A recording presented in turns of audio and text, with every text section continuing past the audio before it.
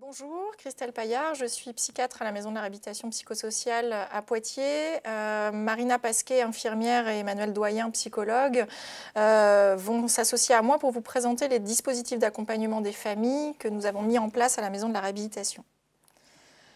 On le sait, la psychose débutante, de par la désorganisation de la pensée qu'elle entraîne, certains troubles du comportement, les croyances délirantes et bien d'autres symptômes, va générer des fonctionnements graves dans les liens sociaux, mais également familiaux.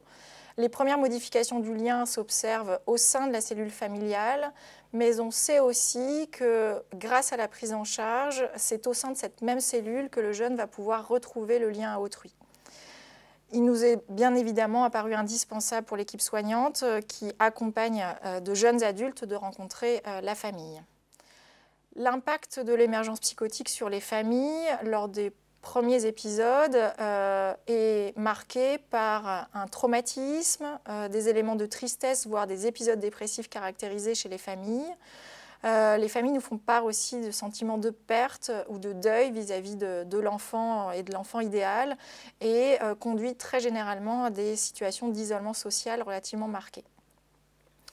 Lorsqu'on interroge le ressenti des familles vis-à-vis des équipes de soins, dans la littérature, on retrouve globalement des membres de famille relativement satisfaits de l'attitude des soignants à leur égard, mais par contre, ils soulignent une insatisfaction vis-à-vis des informations, du niveau d'information fourni au sujet de la maladie, puisque, par exemple, dans cette étude de 97, on retrouve 12% des patients seulement qui étaient satisfaits et 4% seulement des familles qui étaient satisfaits par rapport à l'information obtenue au sujet de la maladie. On retrouve dans une autre étude hollandaise les informations attendues par les familles, à savoir essentiellement centrées sur le diagnostic et le type de traitement médicamenteux reçu par leur enfant. Nous-mêmes, à la Maison de la Réhabilitation, quand nous avons rencontré les familles, nous nous sommes rendus compte que peu avaient été rencontrés au cours des hospitalisations ou des suivis antérieurs, que peu avaient une connaissance du diagnostic, des perspectives d'évolution du trouble et du type de traitement médicamenteux proposé aux jeunes adultes. Peu avaient été informés également de l'existence de programmes ou de dispositifs d'aide pour les aidants, type pro-famille ou bref, ou des orientations vers des associations de famille. Qu'aucune ne semblait avoir été sensibilisée au modèle du rétablissement, avec une vraie perte d'espoir évaluée systématiquement chez les familles rencontrées, et qu'enfin, les fratries n'avaient jamais été rencontrées au cours de la prise en charge. On a donc pensé la rencontre avec les familles au sein de la Maison de la Réhabilitation, toujours animée par les objectifs pour l'usager autour de viser le rétablissement, de prévenir les rechutes, de reprendre le lien social, tout en engageant le processus d'individuation, d'autonomisation vis-à-vis de la cellule familiale. Pour ce qui concernait les familles, il nous apparaissait important de pouvoir faciliter la compréhension du processus d'émergence psychotique, de permettre aux familles de comprendre les soins que nous proposions, de les aider à gérer l'implication émotionnelle, d'identifier les troubles de communication qu'il pouvait y avoir au sein du système familial et d'œuvrer à les améliorer, et d'identifier les attentes divergentes et de permettre notamment un ajustement entre des attentes qui seraient différentes entre les parents et le projet d'autonomisation du jeune. On a souhaité proposer une approche relativement intégrative qui touche les dimensions biopsychosociales auprès des familles avec des dispositifs aussi bien individuels que groupaux. Donc, pour ce qui concerne les approches individuelles, je vais vous parler des consultations familiales médicales, tandis que Marina vous présentera les entretiens familiaux. Les consultations familiales, je rencontre l'usager avec les parents de façon systématique, mais il arrive de plus en plus que je rencontre également l'usager avec sa fratrie. Pour ce qui concerne les parents, je les rencontre dès le début de la prise en charge, dans les 3 premières semaines d'intégration à la Maison de la Réhabilitation, et puis à mesure de l'évolution du projet en fonction de la rythmicité et des besoins de l'usager et au bénéfice de son projet. Je rencontre plus tardivement la fratrie. Les objectifs sont le fait de pouvoir partager un diagnostic de la situation du jeune adulte, de transmettre des informations et des explications, aussi bien pour ce qui concerne le trouble, les traitements, mais aussi les modalités de ces traitements, les personnes qui interviennent, notamment le coordinateur de parcours. J'interroge les représentations familiales vis-à-vis du trouble et je reprends avec la famille le modèle de compréhension biopsychosociale, vraiment dans un souci de diminuer les éléments de culpabilité qui sont régulièrement exprimés par la famille.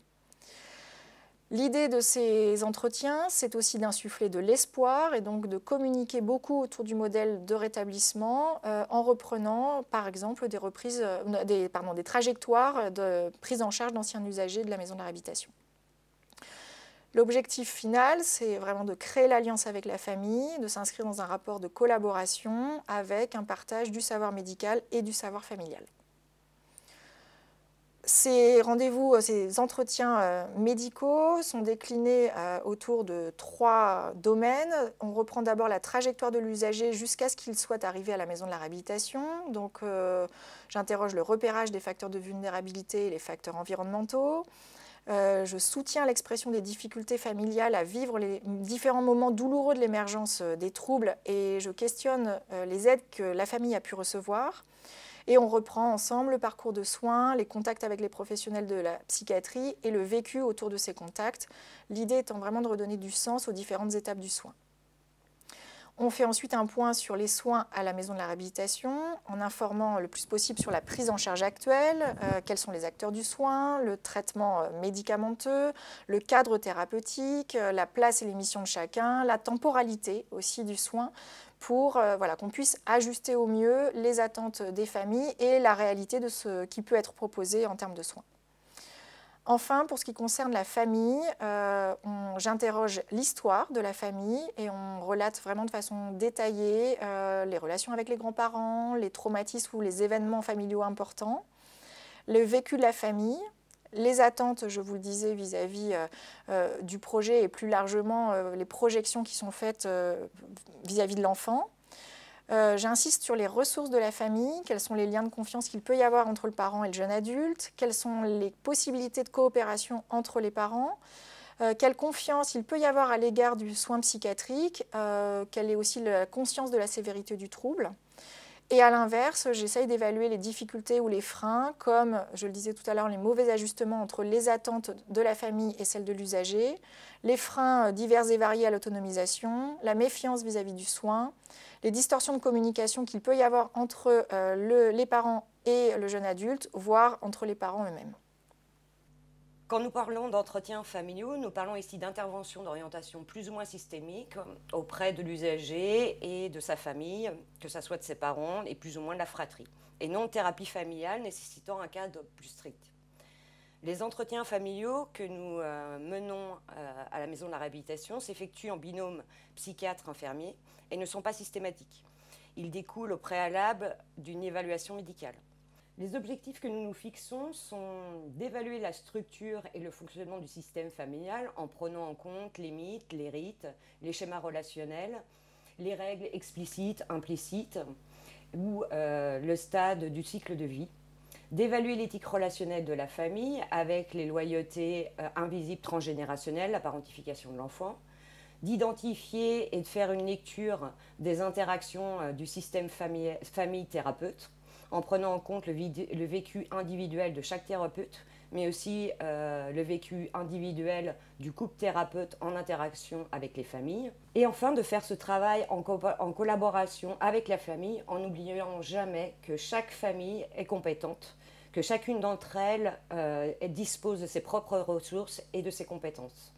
Enfin, nous allons aborder les différents outils qu'on utilise dans les entretiens familiaux. Il y a déjà celui qui est défini par le cadre thérapeutique même, avec la rythmicité des rencontres, la demande d'engagement de l'ensemble de la famille, ou encore les outils comme notamment, pour n'en citer que quelques-uns, le blason familial, la technique de l'arbre, le génogramme, ou encore la formulation d'hypothèses. Alors, je vais maintenant vous parler de l'approche groupale. Donc, comme vous l'aurez compris, on s'est rapidement aperçu que la prise en charge des usagers à la maison de la réhabilitation ne pouvait pas se faire sans leur famille. Donc, l'idée de mettre en place un groupe parent est née assez rapidement au regard de la clinique. Les objectifs de ce groupe, c'est avant tout l'entraide entre les parents et le soutien mutuel, ainsi que le partage d'expériences.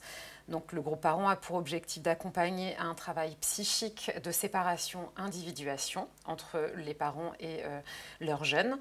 Et les animatrices sont garantes du cadre et leur présence vise à soutenir ce travail de pensée. Le cadre spatio-temporel, donc il s'agit d'un groupe d'environ 6 parents qui se réunit une fois par mois pendant 1 heure à la maison de la réhabilitation psychosociale. Alors à l'origine, le lieu qui avait été déterminé, c'était la salle des familles, qui est une salle qui est spécifiquement dédiée donc justement aux parents et en tout cas aux familles des usagers. Et cette salle, elle a la particularité de se situer à l'entrée du bâtiment, au niveau du rez-de-chaussée. Ainsi, elle bénéficie d'un emplacement qui lui permet d'être à la fois dedans le bâtiment et à l'écart de la vie de la structure. Malheureusement, au regard de la crise sanitaire, on a dû réadapter en fait l'espace dans lequel avait lieu le groupe famille et on se réunit maintenant dans la salle de réunion pour préserver la distanciation sociale. Ce groupe, donc parents, est animé par 2 professionnels, une AMP, aide médico-psychologique, et une psychologue que je suis. On se réserve ensemble avec la collègue AMP Laetitia Suire un temps de reprise d'environ une demi-heure à la fin de chaque séance, avec pour objectif de nous permettre de réfléchir ensemble aux différents mouvements groupaux. Ce groupe parents se réunit à date et heure fixe. Le jour et l'heure ont été déterminés avec les parents au cours des entretiens préliminaires et a été retenu le jour du lundi de 17h30 à 18h30. Et on prévoit les dates d'un groupe à l'autre, d'une séance à l'autre, en fait en fonction des agendas de tous les participants. L'orientation des familles, des parents en tout cas, se fait par l'intermédiaire du médecin référent, donc le docteur Paillard. Un entretien préliminaire est proposé aux animatrices en individuel ou en couple, aux parents concernés et intéressés par ce groupe de parole. Le fonctionnement du groupe. Donc la parole est libre, sans jugement, pour aborder ensemble les problématiques rencontrées par les familles ayant un enfant présentant des troubles psychiques. Pour garantir cette libre circulation de la parole, la règle de confidentialité est posée et concerne tous les membres de ce groupe, y compris les professionnels. Effectivement, même si Madame Suire et moi-même sommes en lien avec les différents intervenants professionnels de la maison de la réhabilitation, pour autant on garantit que ce qui est échangé d'un point de vue intime à l'intérieur de ce groupe parent reste bien à l'intérieur de ce groupe. On s'engage à cette règle de confidentialité nous aussi.